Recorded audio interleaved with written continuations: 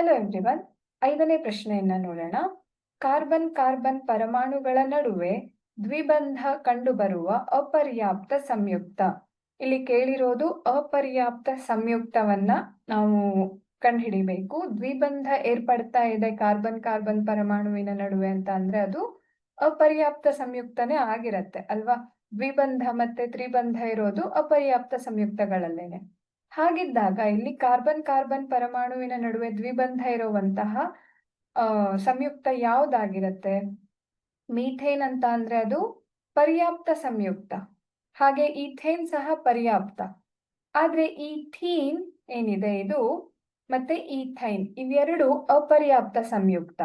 ಆದ್ರೆ ಅಲ್ಲಿ ದ್ವಿಬಂಧ ಏರ್ಪಡುವ ಅಪರ್ಯಾಪ್ತ ಅಂತ ಕೇಳಿದ್ದಾರೆ. ಸೊ ಈಥೀನ್ ಅಂತ ಅಂದ್ರೆ